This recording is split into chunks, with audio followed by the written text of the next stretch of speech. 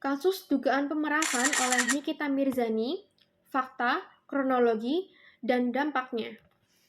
Selamat datang di video hari ini. Kita akan membahas salah satu kasus hukum yang sedang sangat ramai diperbincangkan, yaitu kasus dugaan pemerasan yang melibatkan artis kontroversial Nikita Mirzani terhadap seorang pengusaha skincare bernama Reza Gladys. Kasus ini menarik perhatian publik karena melibatkan tokoh terkenal dan juga berkaitan dengan dunia bisnis dan media sosial. Seperti yang kita ketahui, Nikita Mirzani adalah seorang selebriti yang kerap terlibat dalam berbagai kontroversi. Namun, kali ini kasusnya cukup serius karena berujung pada penahanan dirinya oleh pihak kepolisian. Lalu, apa yang sebenarnya terjadi? Bagaimana kronologi lengkapnya? Dan apa dampak dari kasus ini bagi dunia hiburan dan bisnis di Indonesia? Mari kita bahas satu persatu. Aktris Nikita Mirzani kini resmi ditahan di Polda Metro Jaya pada Selasa 4 Maret 2025 kemarin usai menjalani pemeriksaan dalam kasus dugaan pemerasan terhadap seorang bos produk skincare bernama Reza Gladys. Menggulirkan banyak reaksi dan beberapa fakta dalam penahanan ini. Lalu seperti apa fakta-fakta selengkapnya terkait Nikita Mirzani yang kini resmi ditahan dan tampak memakai baju orange?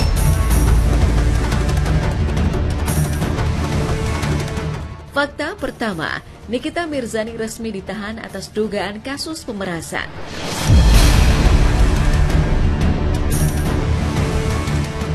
Geger, Nikita Mirzani tampaknya kini harus kembali menghadapi kenyataan pahit dalam hidupnya.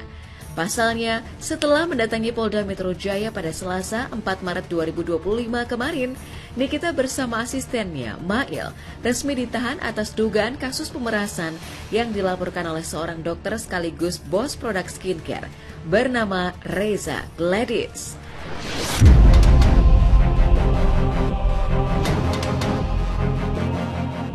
Ya, dalam laporan Reza Gladys ini, penyidik memang seolah tak main-main setelah melalui proses panjang seperti pemeriksaan, mengumpulkan barang bukti, dan mendengarkan keterangan dari 5 saksi ahli dan pemeriksaan terhadap 16 saksi. Keputusan pun diambil penyidik di mana resmi menahan Nikita Mirzani dan Mail.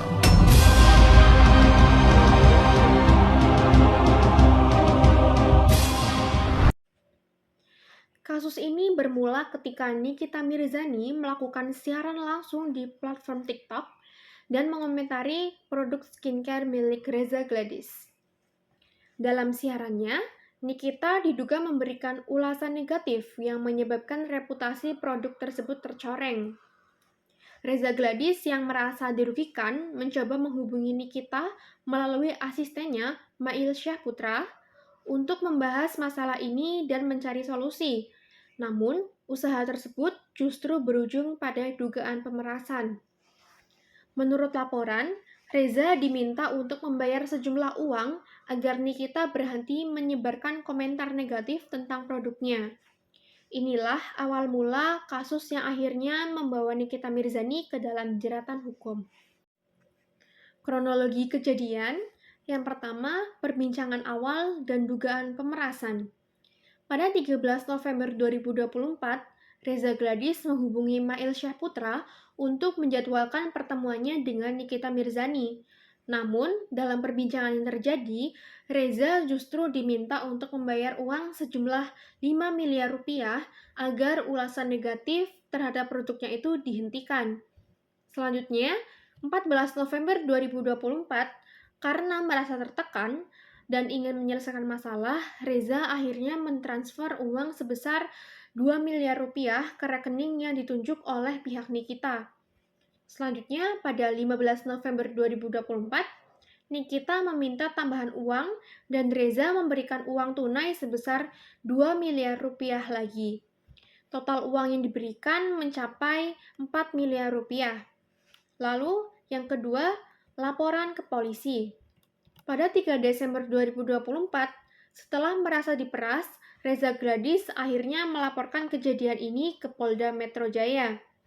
Dan pada 20 Februari 2025, polisi melakukan penyelidikan dan menetapkan Nikita Mirzani serta asistennya Mail Syahputra sebagai tersangka. Lalu, yang ketiga, penahanan Nikita Mirzani. Pada 4 Maret 2025, Nikita dan Mail ditahan di Rutan Metro Jaya selama 20 hari. Dan pada 24 Maret 2025, penahanan diperpanjang selama 40 hari untuk penyidikan lebih lanjut. Baju tahanan oranye melengkapi penampilan Nikita Mirzani dan asistennya saat digiring penyidik dari Mapolda Metro Jaya.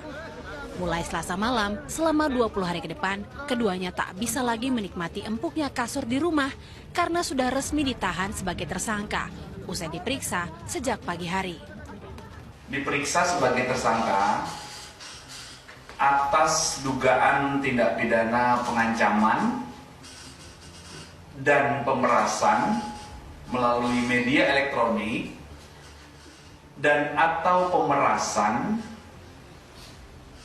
dan atau tindak pidana pencucian uang yang diduga terjadi tanggal 13 November 2024 di Jakarta Selatan. Dan untuk 20 hari ke depan, kedua tersangka dilakukan penahanan oleh penyidik. Selanjutnya, penyidik terus melakukan pendalaman dan melengkapi berkas-berkas. Nikita Mirzani dan asistennya Ismail Syahputra diduga menjelekkan nama baik serta produk milik bos skincare Reza Gladys ketika siaran langsung di media sosial TikTok.